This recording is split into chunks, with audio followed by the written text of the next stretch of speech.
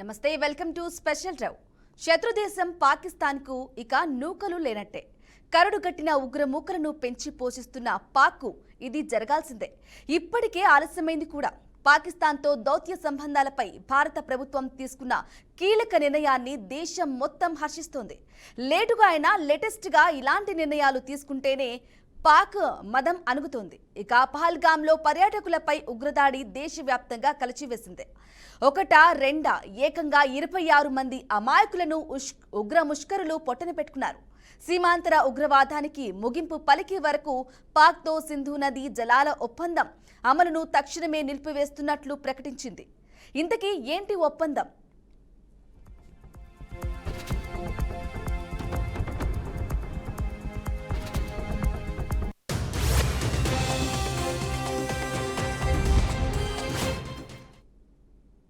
సింధు దాని ఉపనదుల జలాలను పంచుకోవడానికి ప్రపంచ బ్యాంక్ మధ్యవర్తిత్వంతో భారత్ పాకిస్తాన్ల మధ్య ఒప్పందం కుదిరింది. దీనిపై 1960 సెప్టెంబర్లో నాటి భారత ప్రధానమంత్రి జవహర్లాల్ నెహ్రూ, పాకిస్తాన్ అధ్యక్షుడు అయూబ్ ఖాన్ సంతకాలు చేశారు.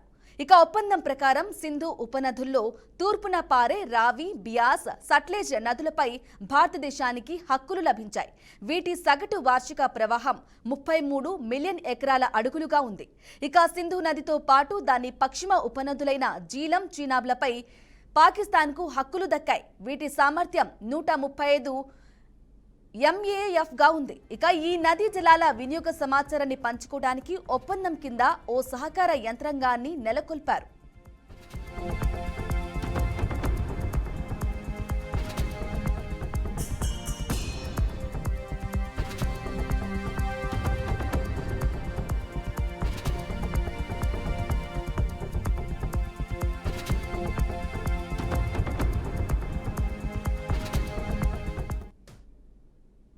సింధు దాని ఉపనదుల జలాలను భారత్, పాక్లు స్నేహం, సహృద్భావాలతో పంచుకోవాలని ఒప్పంద పీఠిక నిర్దేశిస్తోంది.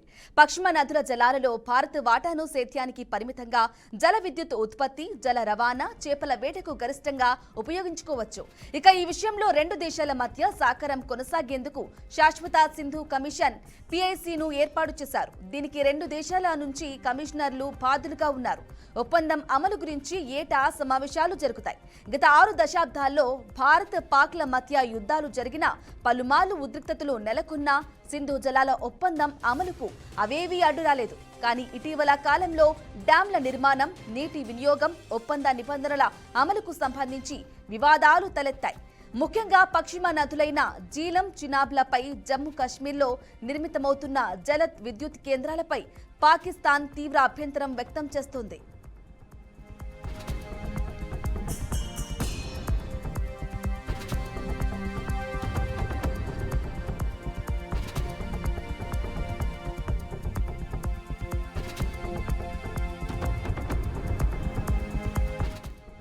కానీ ఒప్పందం ప్రకారం ఈ ఉపనదుల జలాలను భారత సాగు కోసం పరిమితంగా, జల విద్యుత్ కోసం గరిష్టంగా ఉపయోగించుకోవచ్చు. అయినా కిషన్ గంగా, రాట్లే ప్రాజెక్టులపై పాకిస్తాన్ వివాదం లేవనెత్తి మధ్యవర్తిత్వ కోర్టును ఏర్పాటు చేయాల్సిందిగా ప్రపంచ బ్యాంకును కోరింది. ఈ వివాదాన్ని పరిష్కరించుకోవాలన్న తటస్థ నిపుణుడిని నియమించాలని ఒప్పందం నిర్దేశిస్తుంది. ఇక ఈ క్రమంలోనే ఇటీవల ప్రపంచ బ్యాంకు ఓ తటస్థ నిపుణుడిని నియమించింది. సింధు నదీ జలాల పంపిణీ ఒప్పంద నియమ నిబంధనలపై పునఃసమీక్ష జరపాల్సి ఉందని భారత్ కొంతకాలంగా డిమాండ్ చేస్తుంది. 1960లో ఒప్పందం కుదిరిన నాటికి ఇప్పటికీ రెండు దేశాల జనాభాలో తాగు, సాగునీటి అవసరాలలో చాలా మార్పులు వచ్చాయని, పర్యావరణ, భౌగోళిక, రాజకీయ పరంగా కూడా మార్పులు చోటు చేసుకుంటున్నాయని గుర్తు చేసింది. ఇక వాటిని పరిగణలోకి తీసుకుని ఒప్పందాన్ని సమీక్షించాల్సి ఉందని భారత్ స్పష్టం చేసింది. అయితే దీనిపై పాక్ మాత్రం వ్యతిరేకత వ్యక్తం చేస్తూ వస్తుంది. ఈ పరిణామాల వేళ తాజాగా పహల్గామ్ దాడితో ఈ ఒప్పందం అమలును భారత్ నిలిపివేస్తూ కఠిన నిర్ణయం తీసుకుంది.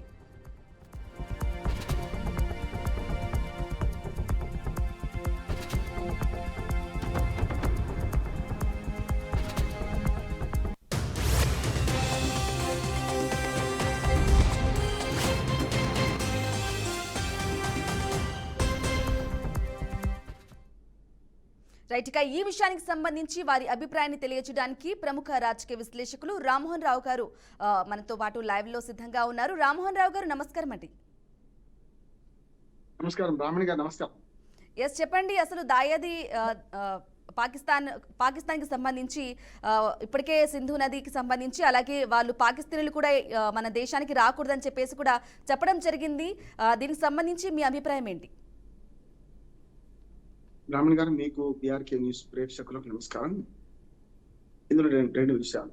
భావోద్వేగం కాస్త భావోద్రేకంగా మారుతున్న దశలో ఉన్నాం. కొంచెం మాట్లాడుకుంటే మనకి ఏమవుతుందంటే కొందరి మనోభావాలు దెబ్బతినచ్చు. అయినా సరే ఉన్న విషయాలను కరెక్ట్ గా మాట్లాడకపోతే మన దేశానికి ద్రోహం చేసిన వాళ్ళు అవుతాం, ప్రపంచానికి ద్రోహం చేసిన వాళ్ళు అవుతాం. నిన్నటి సంఘటన పట్ల పూర్తిగా అందరం కూడా, అంటే పార్టీలకు అతీతంగా, మతాలకు అతీతంగా అందరం కూడా, భారత పౌరులు అందరం కూడా దీన్ని పూర్తిగా ఖండించాల్సిన అవసరం ఉంది. అటువంటి మారణకాండను, ముష్కరుల దాడిని మనం అందరం ఖండించాలి. ప్రాణాలు కోల్పోయిన వారందరికీ కూడా మనం నివాళి అర్పిస్తున్నాం. కానీ దీని తర్వాత వాట్ నెక్స్ట్ ఏం జరగాలో అది జరుగుతుందా లేదా అని ఆలోచన చేయాలి. ఒకటి, మనం హిందుస్థాన్ అంటాం. యాక్చువల్ గా మనం కానీ ఇండియా, భారత్ అంటున్నాం, కానీ పాకిస్తాన్ లో కానీ ఇక్కడ ఉన్న ముస్లింలు కానీ చాలా మంది హిందుస్థాన్ అని పిలుస్తారు భారతదేశాన్ని. ఇప్పుడు మీరు చెప్పిన నదీ జలాల వివాదం ఏమవుతుందో ఇండోస్ వ్యాలీ ట్రీట్ అంటాం. అంటే మనకు సింధు నదీ జలాల ఒప్పందం అంటాం. యాక్చువల్ గా కిందికి వచ్చిన తర్వాత సింధు నది అవుతుంది, కానీ పైన ఉపనదులు ఇవన్నీ కూడా, ఇది 5 ఉపనదులు కలిస్తే 6వది సింధు నదిగా మారింది. అందులో మనకు 1960లో ఒక ఒప్పందం కుదుర్చుకున్నాం. ఏంటంటే 9 ఏళ్ల చర్చల తర్వాత ప్రపంచ బ్యాంకు దానికి మంచి పకడ్బందీ రూల్స్ తయారు చేసి అప్పుడు ఆయుబ్ ఖాన్, ఇటు భారత ప్రధానమంత్రి నెహ్రూ హయాంలో ఈ ఒప్పందం కుదిరింది. ఇప్పటికి కూడా రక్తపాత రహితంగా ప్రపంచంలో ఇంత మంచి ఒప్పందం ఎక్కడా లేదు. దీన్ని ఏకపక్షంగా రద్దు చేసుకునే అధికారం కూడా ఈ ఇరు దేశాలకు ఇవ్వలేదు. అది గమనించాలి. మనకు కొంచెం భావోద్వేగంతో అయిపోయింది, వాళ్ళ పని అయిపోయింది, మనం మూసేసాం అంటే వీల్లేదు. ఏమంటున్నానంటే దీన్ని రద్దు చేసుకునే అధికారం ఆ ఒప్పందంలో లేదు. దాన్ని తాత్కాలికంగా సస్పెండ్ చేయొచ్చు. ప్రభుత్వం చేసింది అదే. నేను అడ్వకేట్ చెప్తున్నాను, ఆ ఒప్పందం చదివిన వాడికి చెప్తున్నాను. దానివల్ల ఏమైందంటే పాకిస్తాన్ చాలా నష్టం జరుగుతుంది. ఎప్పుడైనా కూడా పాకిస్తాన్ దేశం ఉగ్రవాదాన్ని ప్రోత్సహిస్తున్నంత కాలం దాని దుష్పరిణామాలు పాకిస్తాన్ ప్రజలు అనుభవిస్తాం. చూస్తున్నాం కదా, ఆఫ్ఘనిస్తాన్ లో పెద్ద ఎత్తున తీవ్రవాదాన్ని ప్రోత్సహిస్తే ఏమైంది చూసాం కదా బ్రాహ్మణి గారు. వాళ్ళని అనుభవించారు. ఆఫ్ఘనిస్తాన్ తీవ్రవాదులు మొదలు పాకిస్తాన్ బలి చేశారు. అందుకని ఏమన్నా పిచ్చివాడి చేతిలో రాయలాంటిది తీవ్రవాదం.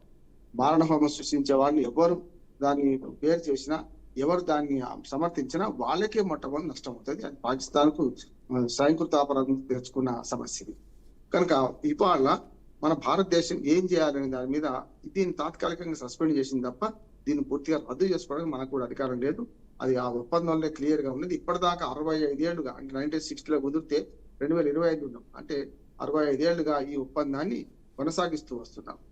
సుమారుగా 40 లక్షల ఎకరాలు, అంటే 16 మిలియన్ల హెక్టార్లు ఏవైతున్నాయో వాళ్ళని పాకిస్తాన్ లో వాళ్ళ వ్యవసాయానికి ప్రధాన ఆధారం. యాక్చువల్ గా సింధు తర్వాత చూసుకుంటే పెద్ద నగరాలు లేవు వాళ్ళకి, అట్లానే పెద్దగా వాటర్ సోర్సెస్ కూడా లేవు. ఒక కరువు ప్రాంతం ఎవరికి చెప్పాలంటే ఇవాళ లాహోర్ కానీ 2-3 ప్రధాన పట్టణాలకు ఆధారంగా ఇవాళ సింధు నది ఉంది ఒకటి. కానీ వ్యవసాయానికి కూడా అదే ప్రాంతం. అందుకని పంజాబ్ చీలిపోయిన తర్వాత తూర్పు పంజాబ్, పశ్చిమ పంజాబ్ అని మనకు తూర్పు పంజాబ్ మన దానిలో మనకు ఉంటుంది, పశ్చిమ పంజాబ్ వాళ్ళకి పోయింది. ఆ పంజాబ్ రాష్ట్రంలో ఇవాళ సిరులు పొంగే నేలలు అవన్నీ కూడా నిజంగా పంటలు పండే నేలలు. అవి కనుక మనం పైన ఆపేస్తే ఖచ్చితంగా నష్టం అవుతుంది. కానీ పైన ఆపడానికి మనం చాలా మందికి భౌగోళికంగా తెలియని విషయం ఏంటంటే బ్రాహ్మణి గారు, పైన ఆపడానికి మన సోర్స్ ఏంటి? ఇప్పుడు మనము హిమాలయాల్లో పెద్ద పెద్ద ప్రాజెక్టులు కట్టలేదు, కట్టుకోని పరిస్థితి కూడా లేదు. మన భారత భూభాగంలో ఉన్న నదుల మీద మన ఆనకట్టలు కట్టాలంటే కూడా ఆ పర్వతాల మధ్యన కట్టలేదు. నిజంగానే అయితే రామ్మోహన్ రావు గారు, తాత్కాలికంగా సింధు నదికి సంబంధించిన ఒప్పందము ఆపినప్పటికీ కూడా అంటే పాకిస్తాన్ కు నష్టం జరిగే అవకాశం అయితే ఉంది కదా? చాలా ఉంటుంది. అంటే ఆపదాన్ని నీళ్లు ఎప్పుడు నీరు పల్లె మెరుగు నిజం దేవుడు ఎరుగన్నాడు. నీళ్లు కిందికి పోతాయి కదా వద్దన్నా. పైన మనం ఆపుకోవడం గ్రామంలో లేవు కదా, అంటే ఇప్పటికిప్పుడు కట్టలేం కదా. ఒక బెదిరింపు, అంటే మీరు అది చేస్తే మేము చేస్తామని బెదిరింపు. ఇప్పటిదాకా మనకు తూర్పు ప్రాంతంలో ఉన్న మన భారతదేశం ఆధీనంలో ఉన్న నదులలో మనం చిన్న చిన్న ప్రాజెక్టులు కట్టుకున్నాం, పెద్దది కట్టుకోలేదు. ఓన్లీ జల విద్యుత్ ఉత్పాదనకు మాత్రం కట్టుకున్నాం. అదే కనుక మనకు ఉత్తరాఖండ్ లో ఉన్న అన్ని నదుల మీద మనం పెద్ద పెద్ద జల ప్రాజెక్టులు కట్టుకున్నాం మనం. కనుక మనం బెదిరించవచ్చు, కానీ ఇప్పటికిప్పుడు వారు చర్య తీసుకున్నందుకు మన దగ్గర కూడా ఆయుధం లేదు అంటున్నాం. అంటే వెంటనే నీళ్ళు ఆపడానికి లేదు. నీళ్ళు అంటే ఇప్పుడు మనం అరచేతి అడ్డం పెట్టి సూర్యకాంతి ఆపనంటే ఇవాళ నదీ జలాలు ఆపడానికి మన ప్రాజెక్టులు ఎక్కడున్నాయి? పైన నీళ్లు పోతే వద్దన్నా పోతే అవి అక్కడ జీవజలాలు జీవనాథులు అవన్నీ కూడా హిమాలయాల్లో పుడితే కనుక టిబెట్ లో పుడుతున్నాయి, కొంత భారతదేశంలో పుట్టినాయి. అవి కిందికి వెళ్లే దశలో మనం ఆ పర్వతాల మధ్యన ప్రాజెక్టులు కట్టినప్పుడు కూడా ఆపేది అంటున్నాడు. ఇప్పుడు ఆపడానికి కాదు, ఆ ఒప్పందాన్ని మేము గౌరవించము, తాత్కాలికంగా సస్పెండ్ చేస్తున్నాం అనే మాట అన్నారు. అందుకనే నీళ్లు ఆపుకోవడానికి పైన ఏం లేదు. ఉదాహరణ చెప్తే మీకు మనకు అర్థమవుతుంది ఏంటంటే, బ్రహ్మపుత్ర నది మీద 3 గోల్ చేసిన డ్యామ్ పెద్ద ఎత్తున చైనా కట్టుకున్నది. ఇప్పుడు అదే మన మీద కక్ష తీర్చుకోవడానికి కింద అంటే వాళ్ళ భూభాగంలోనే ఇంకొక పెద్ద ప్రాజెక్ట్ కట్టబోతుంది. మనం ఎందుకు అభ్యర్థన పెడుతున్నాం? ఆ పెద్ద ప్రాజెక్టు కడితే ఒకవేళ మన దేశం మీద వాళ్ళు యుద్ధం ప్రకటిస్తే చైనా వాళ్ళు ఆ ప్రాజెక్టు నీళ్లు ఒకేసారి విడుదల చేస్తే, ఇప్పటికే బ్రహ్మపుత్ర అనేది మనకు అస్సాం దుఃఖదాయని అంటాం, మనం చిన్నప్పుడు పాటలు చదువుకున్నాం. కనుక అట్లా ఏమైనా ప్రమాదం ఉంది అంటున్నాం. ఇక్కడ కూడా మనం ఏం చేయొచ్చు అంటే, వాళ్ళ మీద కక్ష తీసుకోవాలంటే మొదలు డ్యాములు కట్టుకోవాలి మొట్టమొదటి పైన. ఇప్పుడు ఏం లేవు, కేవలం విడిచిపెడుతున్నాయి, నీళ్లు కిందికి వెళ్ళిపోతున్నాయి. మిగతా 3 నదులు, తూర్పు ప్రాంత నదులు జీలము, చీనాబు, అది కూడా చీనాబు కూడా మన దేశం నుంచి ప్రవహిస్తుంది, కానీ హక్కులు పూర్తిగా వాళ్ళకున్నాయి. అంటే మీ హక్కులను మేము గౌరవించాము, చీనాబు నది మీద మేము ప్రాజెక్టు కట్టుకుంటాం అని ధిక్కరిస్తాం. మరి ధిక్కరించడానికి అవకాశం ఉంది. మళ్ళీ ప్రపంచ దగ్గరికి పోతాం. చాలా చిన్న చిన్న విషయాలను కూడా నేను అడ్వకేట్ చెప్తున్నానమ్మా, ఆ ఒప్పందంలో మొదలు ఎక్కడెక్కడ పరిష్కరించుకోవచ్చు, ఏ వేదికలు మొదలు దానికి వేదిక అవుతాయని చెప్పి అలా స్పష్టంగా రాసుకున్నాం. అందుకని ప్రపంచంలో అత్యంత విలువైన, అత్యంత పకడ్బందీ ఒప్పందం అంటేనే ఈ నీటి ఒప్పందం. నేను చెప్తున్నాను, కృష్ణా జలాల మీద, కావేరీ జలాల మీద 2-3 రాష్ట్రాలు కొట్లాడుకుంటున్నాయి కదా, కావేరీ జలాల మీద మన తమిళనాడు, కర్ణాటక, కృష్ణా జలాల కర్ణాటక. అంటే మన దేశంలో ఉన్న నదుల మీదనే మనం ఇట్లా కొట్లాడుతుంటే, వేరే దేశాల నదుల మీద మనం ఏదైతే ఈ ఒప్పందాలు చేసుకున్నామో వాటి రద్దు సులువు కాదు. ఇప్పుడు ఈ ఒప్పందం అంతర్జాతీయంగా ప్రపంచంలో ఏ దేశాల మధ్యన కూడా, ఇప్పుడు నైలు నది చాలా పెద్దది ప్రపంచంలో, ఆ దేశాల మధ్య గట్టి ఒప్పందం లేదు, మంచిది అంటున్నాం.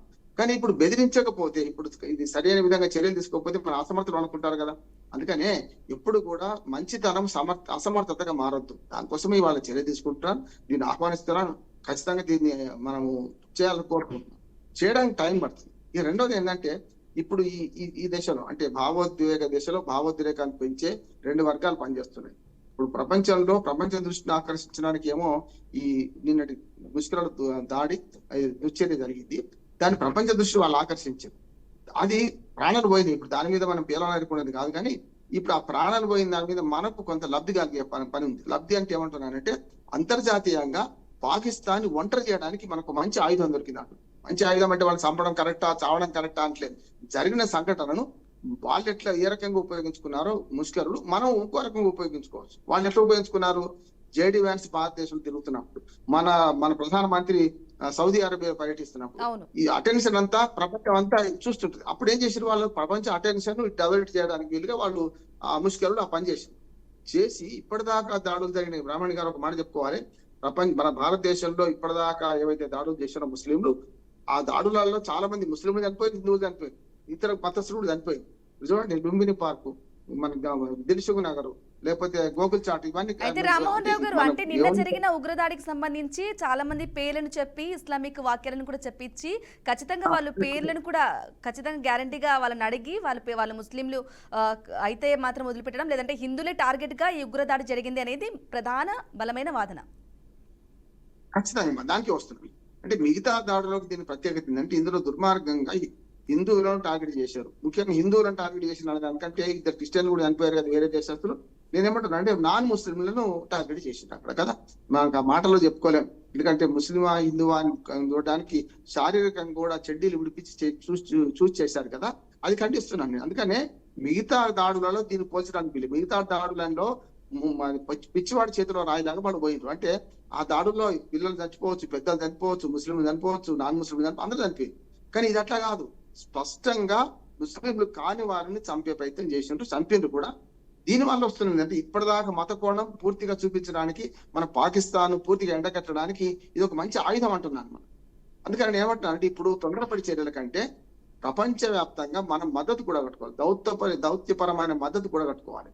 అది కాకుండా వాళ్ళలాగా మనం కూడా ముష్కరుల దానిలాగా మనం కూడా భావోద్రేకంతో మాట్లాడి వాళ్ళని చంపేద్దాం, వీళ్ళని చంపేద్దాం అంటే, కానీ వాళ్ళు ఏమైందంటే 2 అవుతున్నాయి. మన అంతర్యుద్ధం వచ్చే ప్రమాదం ఉంది మన భారతదేశంలో. అంతర్యుద్ధం ఎందుకంటున్నానంటే, కొన్ని పార్టీలు ఇంకో రకంగా చీలిపోయినాయి, కొన్ని మన మతాలు ఓ రకంగా చీలిపోయినాయి. దీనివల్ల ఏమైందంటే, హిందువులు ముస్లిం హిందువుల మీద దాడి చేసుకునే పరిస్థితులు వస్తాయి.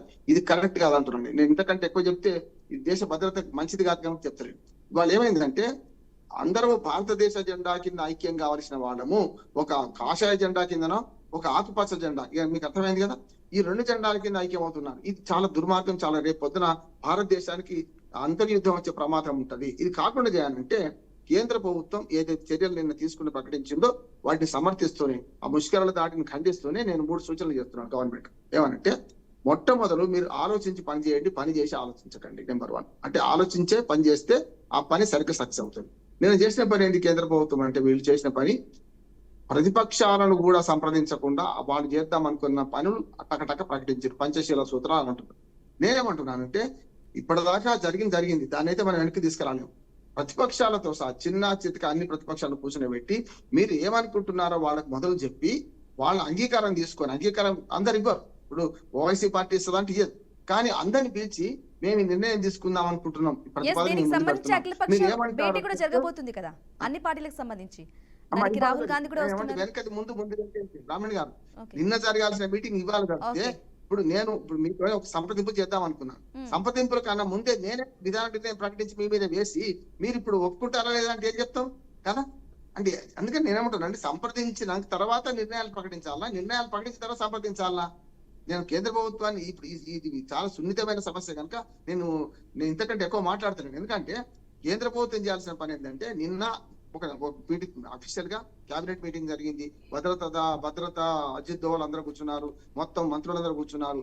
వాళ్ళందరూ చర్చించి ఏం చేయాలంటే ఒక ప్రతిపాదనను తయారు చేసి మేము ఇది అనుకుంటున్నాం అని ప్రతిపక్షాలను అన్ని పిలిచి, రాజకీయ పక్షాలను కాదు, మీరు మతవాదులను కూడా వాళ్ళని కూడా పిలిచి, అందరినీ కూడా హిందూ సంఘాలను అందరిని పిలిచి ఒక మాట ఇది చేద్దాం అనుకుంటున్నాం, మేము మా ప్రతిపాదన ఇది, మీరు ఏమంటారంటే వ్యతిరేకించిన వాడు ద్రోహి అవుతాడు, కలిసి వచ్చిన వాడు మంచివాడు అవుతాడు. ఇప్పుడు ఏమైందంటే మేము ఈ నిర్ణయాలు తీసుకొని మేము రుద్దుతాం, మీరు అంగీకరిస్తారా, చస్తారా, అంగీకరిస్తారా అంటే ఏమైతుంది అక్కడ వస్తుంది అంటున్నాను. అందుకని వాళ్ళ దీన్ని భావోద్వేగం కాస్త భావోద్రేకంగా మార్చే చర్య జరుగుతుంది. సోషల్ మీడియాలో చాలా పెద్ద ఎత్తున జరుగుతున్నాయి. యుద్ధం ఆషామాషి కాదు. నేను ఇంకొకటి చెప్తున్నా, యుద్ధం పోరు నష్టం పొందు లాభం. యుద్ధం అంతిమ పరిష్కారమే కానీ తాత్కాలికంగా మనం చేసేది కాదు. యుద్ధం వచ్చినప్పుడు ఎవరు ఆపలేం, కానీ యుద్ధం రావడానికి అనువైన పరిస్థితులు ఉన్నాయా లేవా, దానికి ఎంత సన్నద్ధత ఉండాలి చూసినాం కదా. యుద్ధం మొదలు పెట్టడం వాళ్ళకి మొదలు పెట్టగలుగుతాను, ముగింపు వాళ్ళ చేతిలో ఉండదు. మీరు బ్రాహ్మణ్ గారు ప్రపంచంలో రెండు భౌతిక యుద్ధాలు జరుగుతున్నాయి. మీకు ఉక్రెయిన్ రష్యా మధ్య మొదలు పెట్టింది, వాళ్ళు ఆపగలుగుతున్నారా? అట్లాగే హమాస్ మనకు ఇజ్రాయెల్ యుద్ధం జరుగుతుంది, ఆపగలుగుతున్నారా? మనం పాకిస్తాన్ తో యుద్ధం మొదలు పెట్టిన క్షణం నుంచి ఎవడెవడు ఆ ఘటన ఉండేవాడు ఈ ఘటన ఉండేవాడు తేలిపోతుంది కదా. అయితే పాకిస్తాన్ తో ఒకవేళ నిజంగానే మీరు చెప్పినట్లు యుద్ధం కనుక మొదలైనట్లయితే పాకిస్తాన్ ఖచ్చితంగా ఒంటరి దేశమే అయిపోతుంది మరి. ఎందుకంటే అగ్రదేశాల మద్దతు కూడా రష్యాకు సంబంధించి అమెరికాకు సంబంధించి అది ఒప్పుకుంది. అంటే మనం కనుక మొదలు పెట్టడం మొదలు కాదు, ఒంటరి కాదు అంటున్నాం. ఒంటరి చేయాలంటే ఫస్ట్ దౌత్యపరమైన యుద్ధం చేయాలి. ఇది కొంచెం అకాడమిక్ అమ్మ, నేను ఏమంటున్నా అంటే ఇది భావోద్వేగంతో మాట్లాడుతున్నాను. అకాడమిక్ ఇది కొంచెం రుచించకపోవచ్చు కొన్నిసార్లు. అందుకనే మహాభారతంలో విదురుడు చెప్తాడు, కురుక్షేత్ర యుద్ధాన్ని నివారించడానికి అనేక మార్గాలు చెప్పిండు. ఇట్లా చేస్తే మంచిగా ఉంటుంది, 5 ఇళ్ళు ఇద్దాం, రాజ్యం ఇద్దాం పాండవులకు, ఏం కాదన్నాడు. వినలే దుర్మార్గుడు, ఎవడు ధృతరాష్ట్రుడు, పుత్ర ప్రేమతో. ఆఖరికి కణికనీతి సగంలో వదిలిపెడితే ఒక్కటి నిమిషం ముగిస్తాను, ఎందుకంటే సగంలో వదిలిపెడితే నేను ఒక పక్షంగా మాట్లాడినట్టయితే. నేను స్పష్టంగా చెప్తున్నాను, శిశుపాలుని తప్పులు 100 అయ్యేదాకా కృష్ణ పరమాత్ముడు ఏం చేయలేదు. ఇక్కడ కూడా మహాభారతం ఆదర్శం, రామాయణ మహాభారత భాగవతం మనకు ఆదర్శం మన భారతదేశానికి. నేనేమంటున్నానంటే పూర్తిగా నిండేదాకా చూడండి. ఇప్పుడు పొద్దుంది, పొలం ఉంది, నడుస్తున్నది, భావోద్వేగం మనుషులు చచ్చిపోవచ్చు, కానీ ఇప్పుడు మొత్తం మీద పాకిస్తాన్ ఒక్కటి చేయాలంటే మన దౌత్యపరమైన యుద్ధం చేయాలి. దౌత్యపరమైన యుద్ధం అంటే మన దేశం మన వైపు వచ్చే దేశాలను కలుపుకోవాలి. మొట్టమొదటి వాళ్ళ ద్వారా అంగీకరింపజేయాలి. చైనా మనతో ఇప్పుడు మన సంఘీభావం తెలిపింది కదా, చైనాని నిలుపుకుందామా లేదా? కొన్ని ముస్లిం దేశాలు కూడా మనకు సహకరిస్తాయని నిలుపుకుందామా లేదా? మనం ఏకపక్షంగా యుద్ధం మొదలు పెడితే మనకి నష్టం అవుతుంటున్నాను. యుద్ధం చేయాలి. ఇప్పుడు చేయాలి, భావపరమైన యుద్ధం మొదలు పెట్టాలి.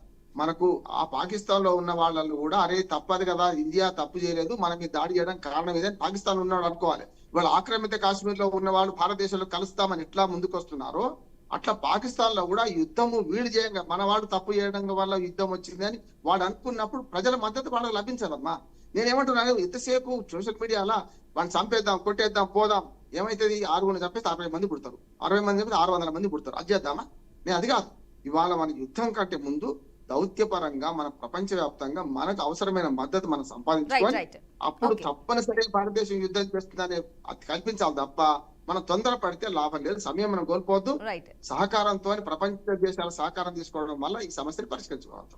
రైట్ రామ్మోహన్ రావు గారు, థ్యాంక్ యూ అండి మీ అభిప్రాయాన్ని తెలియజేసినందుకు. రైట్ ఇక బీహార్ పర్యటనలో భాగంగా మోదీ మాట్లాడుతున్నారు, లైవ్ చూద్దాం. बागमती, धार, बूढ़ी गंडक, कोसी पर बांध बनेंगे। इससे नहरों का निर्माण होगा, नदी के पानी से सिंचाई की व्यवस्था होगी और हर किसान के खेत तक पानी पहुंचाने का इंतजाम भी होगा। यानी अब बाढ़ की परेशानी भी कम होगी, खेतों तक पर्याप्त पानी भी पहुंचेगा।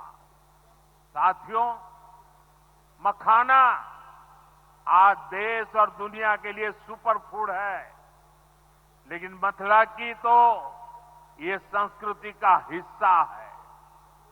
इसी संस्कृति को हम यहां की समृद्धि का भी सूत्र बना रहे हैं। हमने मखाने को जीआई टैग दिया है, यानी मखाना इसी धरती का उत्पाद है। इस पर अब आधिकारिक मोहर लग गई है। मखाना रिसर्च सेंटर को भी नेशनल स्टेटस दिया गया है। बजट में जिस मखाना बोर्ड की घोषणा की गई है, वो बनने से मखाना किसानों का भाग्य बदलने वाला है। बिहार का मखाना दुनिया भर के बाजारों तक सुपर फूड के रूप में पहुंचेगा। बिहार में national institute of food technology and management भी बनने वाला है। इससे यहां के नौजवानों को फूड प्रोसेसिंग से जुड़े छोटे उद्यम लगाने में और मदद मिलेगी। साथियों, खेती के साथ साथ मछली उत्पादन में भी बिहार निरंतर आगे बढ़ रहा है। हमारे मछुआरे साथी अब किसान क्रेडिट कार्ड की सुविधा का लाभ ले पा रहे हैं। इससे मछली के काम में जुटे अनेक परिवारों को लाभ हुआ है। पीएम मत्स्य संपदा योजना के तहत भी बिहार में सैकड़ों करोड़ रुपए के काम हुए हैं। साथियों,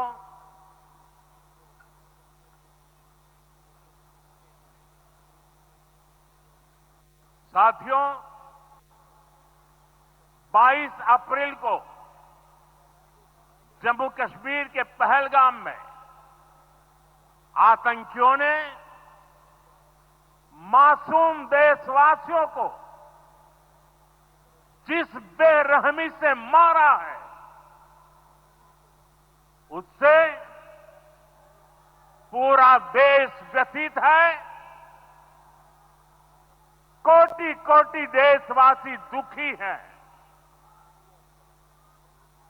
सभी पीड़ित परिवारों के इस दुख में पूरा देश उनके साथ खड़ा है।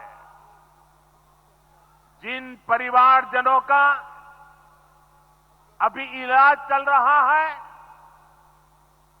वे जल्द स्वस्थ हो, इसके लिए भी सरकार हर प्रयास कर रही है।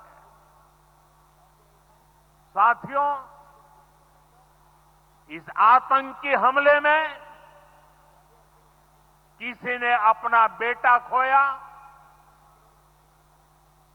किसी ने अपना भाई खोया,